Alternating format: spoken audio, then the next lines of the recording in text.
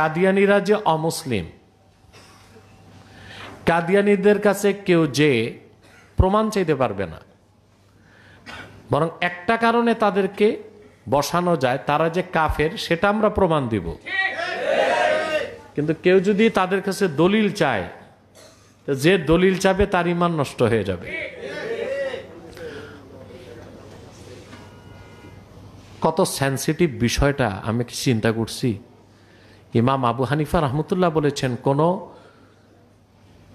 বেঈমান যদি মিথ্যা নবুয়ত দাবি করে আর কোন মুসলিম যদি যে তার কাছে বলে তুমি যে নবী তার প্রমাণ কি, যে প্রমাণ চাবে সেও কাফের হয়ে যাবে। কারণ মুহাম্মদ সাল্লাল্লাহু আলাইহি সাল্লামকে প্রেরণ করে ১৫০০ বছর আগে আল্লাহ তাআলা নবুয়ত ও রিসালাতের দরজা চিরতরে বন্ধ করে দিয়েছেন, যেটার ঘোষণা দেয় কোরআন। যেটা ঘোষণা দেয় সূরা আহজাবের ৪০ নম্বর আয়াত শুধু আছে তাই না, আনোয়ার কাশ্মীরির মতে ১০০০ আয়াত প্রমাণ দেয় মুহাম্মদ সাল্লাল্লাহু আলাইহি ওয়াসাল্লাম আল্লাহর শেষ নবী। এই ঘোষণা দিয়ে গেছেন আদম থেকে ঈসা পর্যন্ত ১,০০,০০০-এর উপর নবী রাসূল। মুহাম্মদ সাল্লাল্লাহু আলাইহি ওয়াসাল্লাম আল্লাহর শেষ নবী, এই কথার পক্ষে ৩,০০০ মুতাওয়াতির হাদিস আছে, ইজমায়ে সাহাবা, ইজমায়ে উম্মত। অতএব কেউ যদি নিজেকে নবী দাবি করে আর কোন মুসলিম যে যদি বলে প্রমাণ কি, তে যে প্রমাণ চাইবে সেও কাফের হয়ে যাবে। কারণ বোঝা গেল যে কোরআন হাদিস আর ইজমায়ে সাহাবা, ইজমায়ে উম্মতের দলিলটাকে সে যথেষ্ট মনে করে না। এজন্য মিথ্যা নবুয়তের দাবি যে করবে তার একমাত্র শাস্তি তাকে কুখ্যাত কাফের জিন্দিক ঘোষণা দিয়ে মৃত্যুদণ্ড কার্যকর করা। আশা করি আমি আকীদা খাতমে নবুয়তের বিষয়টা আপনাদেরকে বুঝাতে পেরেছি। এটা আমাদের ঈমান ও ইসলামের মূল ভিত্তি। আল্লাহর আখিরি নবী মুহাম্মদ সাল্লাল্লাহু আলাইহি ওয়াসাল্লামকে আল্লাহ ১৫০০ বছর আগে প্রেরণ করে নবুয়ত ও রিসালাতের দরজা চিরতরে বন্ধ করে দিয়েছেন।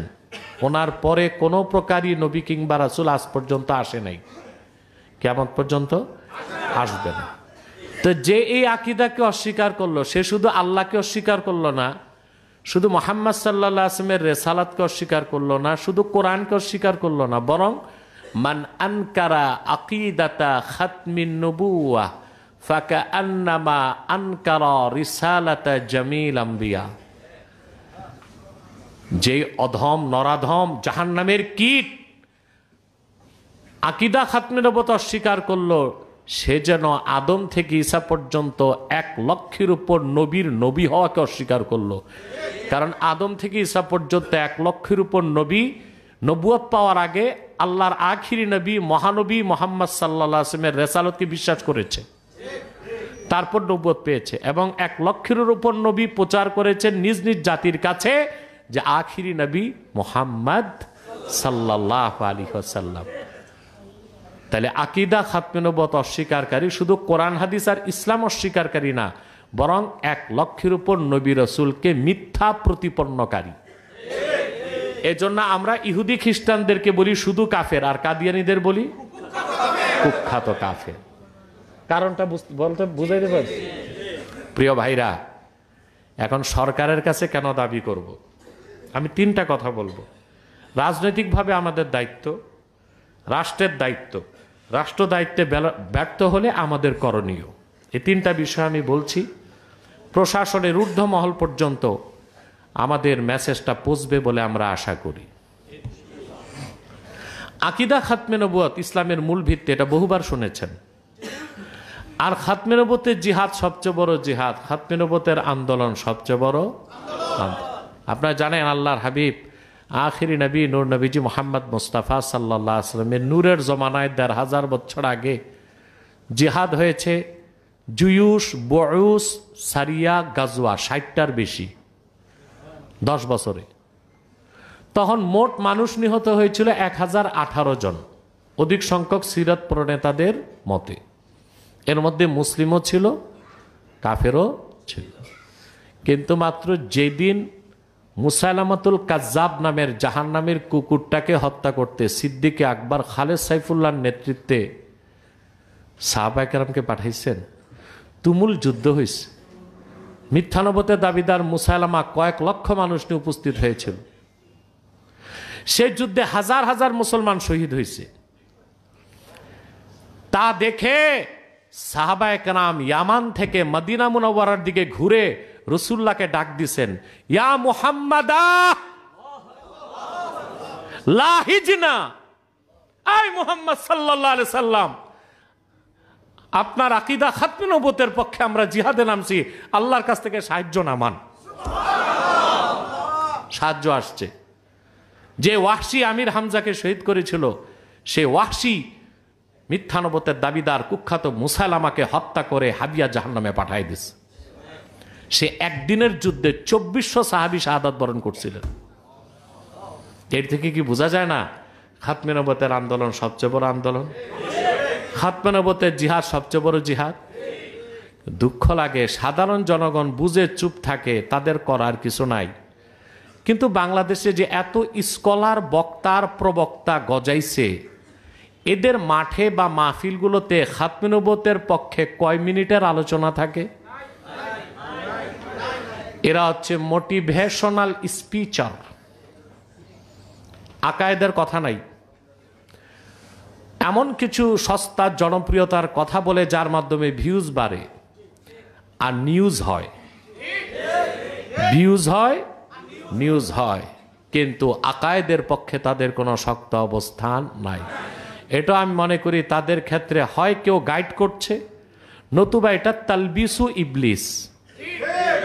ইবলিস তাদেরকে শিরক কুফরের বিরুদ্ধে, কুখ্যাত কাফের কাদিয়ানীদের বিরুদ্ধে কথা বলা যে তাদের দায়িত্ব, সেটা থেকে সরায় রাখছে। এটা ওয়াসওয়াসা না, এটা তালবিস। এটা কি? তালবিস। কথাগুলো বুঝতেছেন? এবার আসেন, যে খাতমে নবুওতের আন্দোলন এত বড় আন্দোলন, যে খাতমে নবুওতের জিহাদ এত বড় জিহাদ, বাংলাদেশে ইসলামী রাজনীতির ব্যানারে যারা রাজনীতি করতেছেন তাদের ম্যানিফেস্টোতে বক্তব্য নাই কেন? তারা কেন ওয়াদা করে না জাতির সাথে যে আমরা, আমাদের ভোট দেন, আমরা ক্ষমতায় গেলে রাষ্ট্রীয়ভাবে কাদিয়ানীদেরকে অমুসলিম ঘোষণা করব? আপনার নির্বাচনের আগে ধরেন তাদেরকে। আপনারা এই দেশের মুসলমানকে ব্ল্যাকমেল করে ভোট পেয়ে ক্ষমতায় যেতে চান, আর মুসলমানদের মৌলিক দাবি আদায়ে আপনাদের কোনো বক্তব্য থাকবে না, নির্বাচনী ইশতেহারে কোনো ঘোষণা থাকবে না। তাতে বোঝা যায় আপনারা ক্ষমতায় গেলে ধোঁকাবাজি করবেন জাতির সাথে। স্পষ্ট করুন। আমি আজ ইফতার মাহফিল থেকে স্পষ্ট বলছি, নতুন যে দলটা হয়েছে জাতীয় নাগরিক কমিটি, এ ভাইরা আমার কথায় নারাজ। সমন্বয়কদের কোন এক শীর্ষ পর্যায়ের ওরা আমার কাছে গিয়েছে, আগেও গেছে, এখনো যায়। ওরা নারাজ, আমার কিছু বক্তব্য তাদের গায়ে লেগেছে।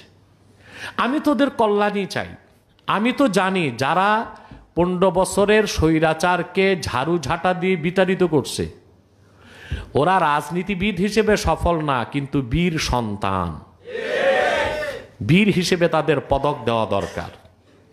কিন্তু তাদের ভবিষ্যৎটা তো আমি দেখতেছি তাদের জন্য বিপদ ডেকে আনবে।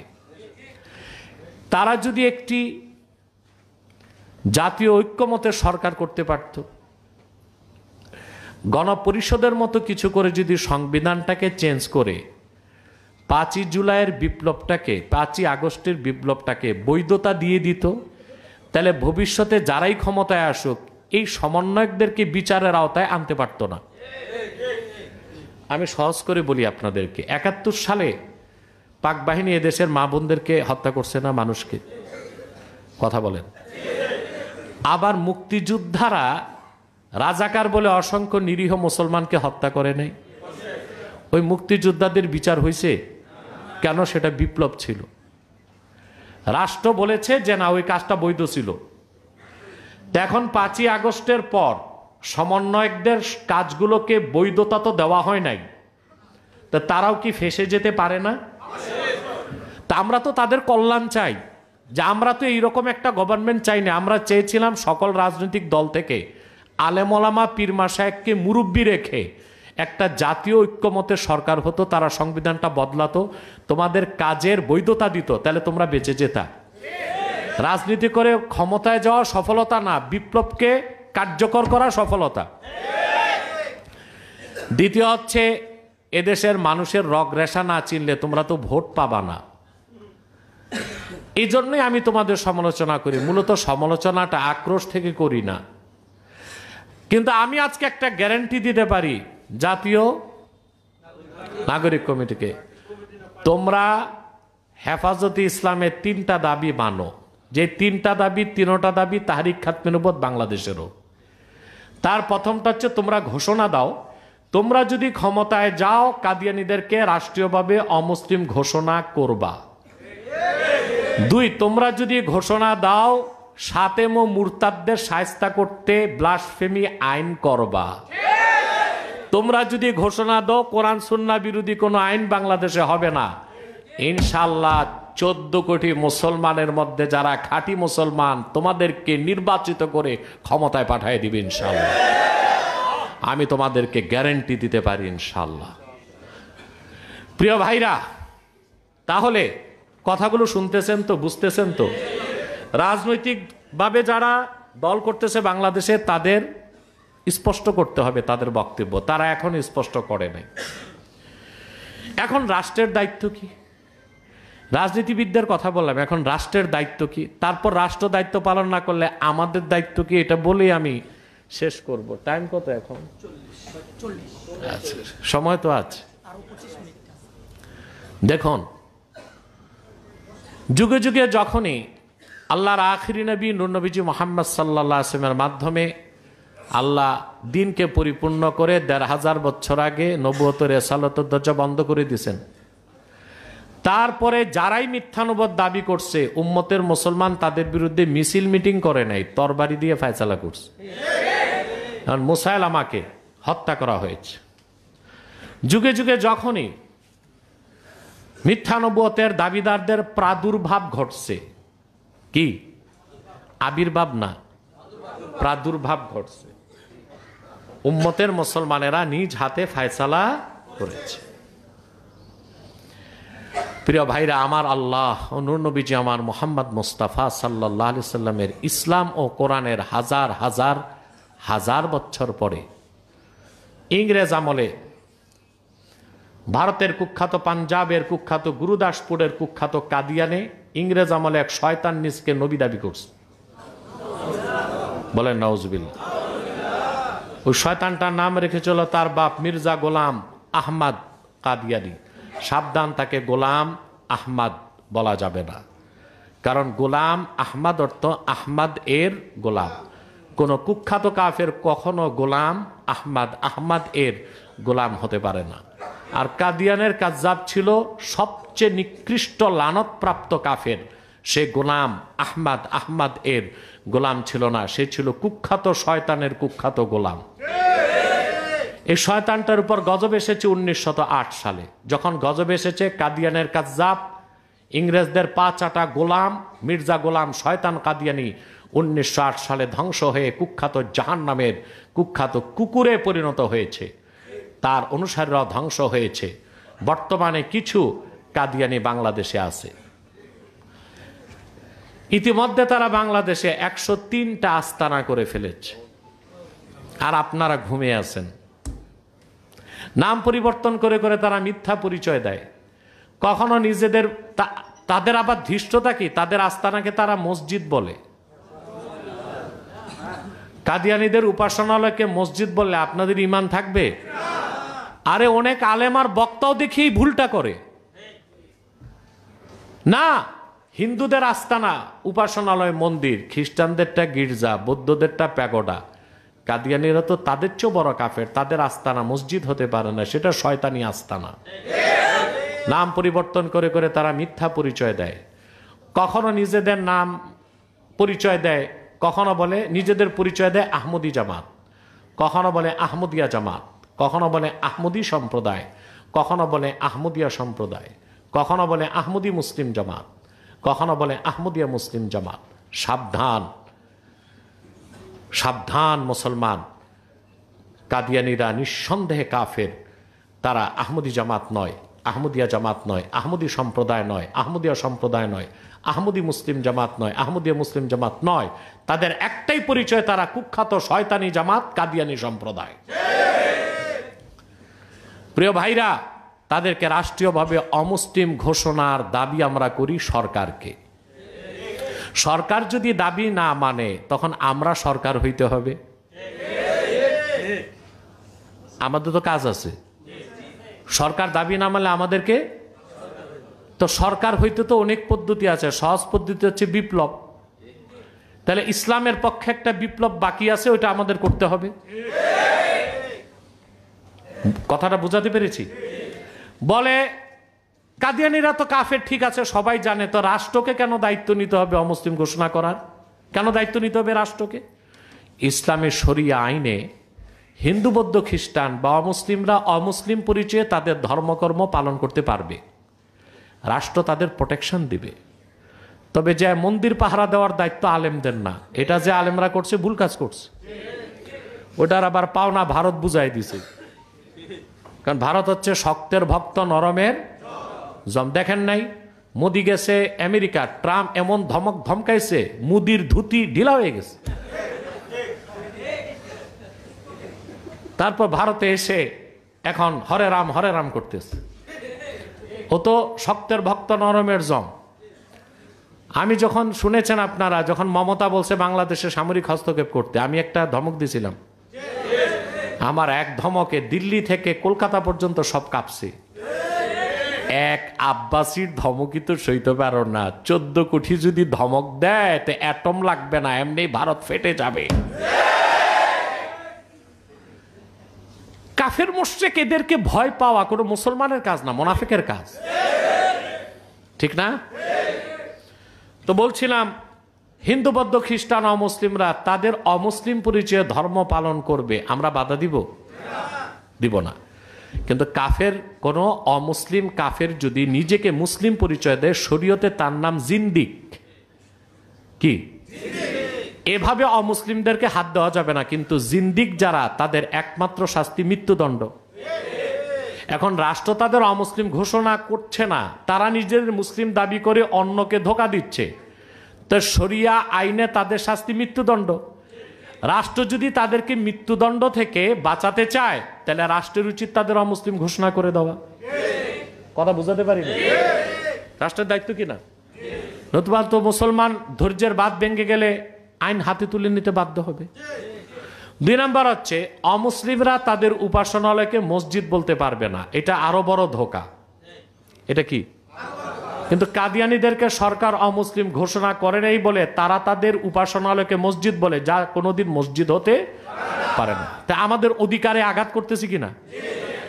তো বাংলাদেশে 14 কোটি মুসলমানের ভ্যাট আর ট্যাক্স নিয়ে সরকারে যারা যাবে, কথিত সংবিধানের দোহাই দিয়া মুসলমানের অধিকার ক্ষুণ্ণ করবে আর কাফেরদের অধিকার রক্ষা করবে, এটাই কি সরকারের কাজ আর গণতন্ত্রের কনসেপ্ট? এই যে আপনাদের বানানো সংবিধান, কাদের? এই সংবিধানে আমার কোনো বিশ্বাস, পারলে রাষ্ট্রদ্রোহী মামলায় আমারে দেন, আসামি বানান।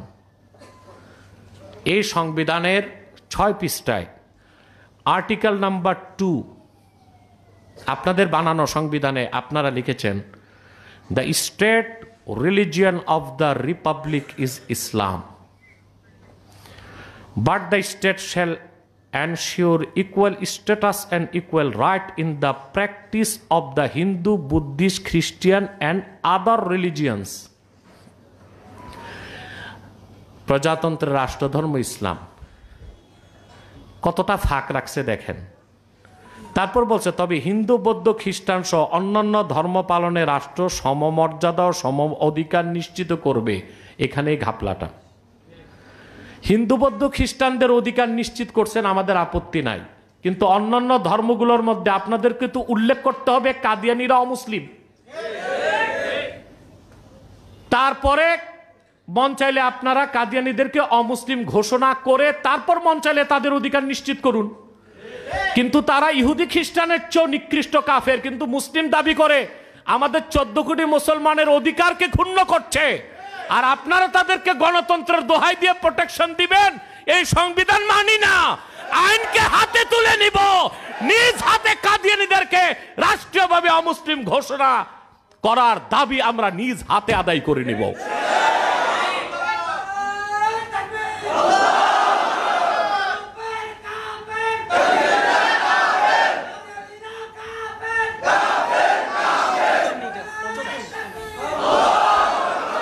প্রিয় ভাইরা, তো এটা কেমন সরকার, কেমন দেশে থাকে? কোরআন হাদিসও মানে না, ইসলামও মানে না, আবার তাদের ধর্মগ্রন্থ যেটা,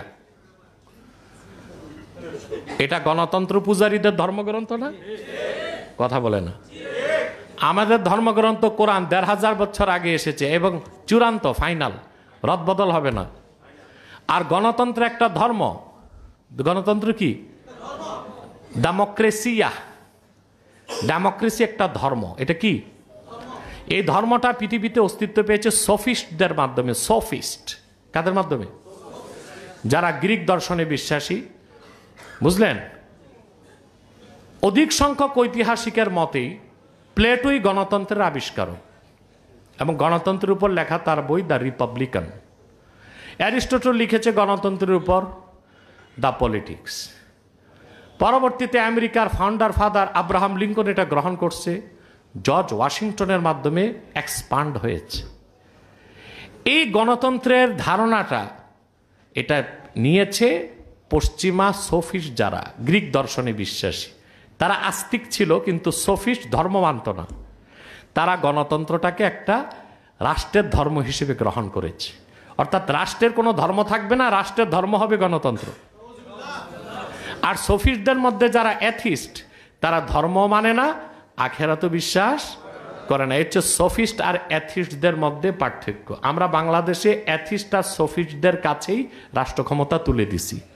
এজন্য ডক্টর ঈসা সাঈদী যেটা বলেছেন যে খেলাফার কোনো বিকল্প, আপনি গণতান্ত্রিকভাবে ক্ষমতায় গেল সোফিস্ট বা অ্যাথিস্ট যে কোনো একটা দলের অনুসারী হতে হবে। ওজোর হিসেবে নির্বাচনে যাবেন একটা কথা, ওটা আদর্শ হইতে পারেন। তা আপনারা আপনাদের ধর্মগ্রন্থ তো মানেন না।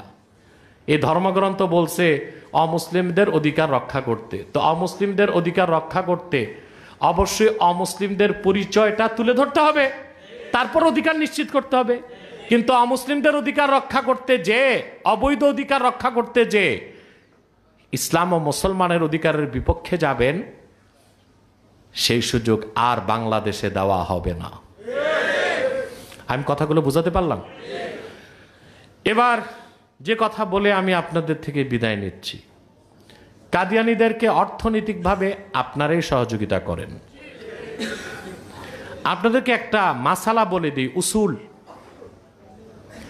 হিন্দু বৌদ্ধ খ্রিস্টানদের পণ্য যদি হালাল হয় কিনতে পারবেন, ধরতেও পারবেন, বেচতেও পারবেন। কারণ হিন্দু বৌদ্ধ খ্রিস্টান ওদের ব্যবসা হচ্ছে ব্যবসার স্বার্থে। কিন্তু কাদিয়ানীদেরকে ব্যবসার টোটাল টাকা দেওয়া হয় ব্রিটেন থেকে। ব্যবসার লভ্যাংশ তারা খরচ করে ইসলাম ও মুসলমানের বিপক্ষে। শরীয়তের একটা বিধান হচ্ছে এ আনাতুল কুফারি কুফরুন, কাফেরদেরকে কুফুরি কাজে সাহায্য করাও কুফুরি। এখন আপনারাই বলুন, সেই কাদিয়ানী সম্প্রদায়ের পণ্যদ্রব্য প্রাণ, সিজান, আরএফএল এগুলো ধরা আপনাদের উচিত হবে? কথা বল। জঘন্য পত্রিকা প্রথম আলো নামের প্রথম অন্ধকার পত্রিকা, ইসলাম ও মুসলমানের বিরুদ্ধে সবচেয়ে বেশি দুশ্মনী করছে প্রথম আলো। ডেলি স্টার, কালের কণ্ঠ, এগুলো তাদের, এগুলো ধরবেন না। বিশেষ করে প্রথম আলো পত্রিকাটা নির্মূল করতে হবে বাংলাদেশ থেকে। আমার লজ্জা লাগে, পিনাকি ভট্টাচার্যের মতো একজন সনাতন ধর্মের লোক বাম রাজনীতি করছে আগে, এই ভদ্রলোক ফ্রান্স থেকে প্রথম আলোর বিরুদ্ধে যে জনমত গড়ে তুলেছে, বাংলাদেশের কোনো মোল্লা মৌলবী পীর আলেম এইরকম জনমত গড়ে তুলতে পারে না। আমাদের লজ্জা থাকা উচিত। অতএব কাদিয়ানীদের পত্রিকা ও পণ্যগুলো বর্জন করবেন। রাজি আছেন? অন্যকে উদ্বুদ্ধ করবেন। আপনাদেরকে আরেকটি কথা বলে বিদায় নিচ্ছি। প্রিয় ভাইরা, আপনারা যারা তাহরিকে খাতমে নবুওয়াত বাংলাদেশে সংগঠনে আছেন, আপনাদেরকে আমরা পার্থিব কোনো স্বার্থ দিতে পারি না। অন্যান্য রাজনৈতিক সংগঠনে কিছু ধান্দা থাকে। ইউনিয়নের নেতা একটা মোটরসাইকেল পায়, জেলার নেতা একটা প্রাইভেট কার পায়, বিভাগের নেতা ফ্ল্যাট পায়। আমরা এগুলো দিতে পারি না। আমাদের কর্মীরা রক্ত পানি করা ঘামের পয়সা দিয়ে থাকে। আপনারা আল্লাহর কাছে আজরুন আজিম পাবেন, তাতে কোনো সন্দেহ নেই। এবং মনে রাখবেন, আপনারা জীবিত থাকতে আপনাদের মাধ্যমেই সরকার যেই থাক, কুখ্যাত কাফের কাদিয়ানীদেরকে রাষ্ট্রীয়ভাবে অমুসলিম ঘোষণার দাবি আদায় করে নিবে তাহরিকে খাতমে নবুওয়াত বাংলাদেশ।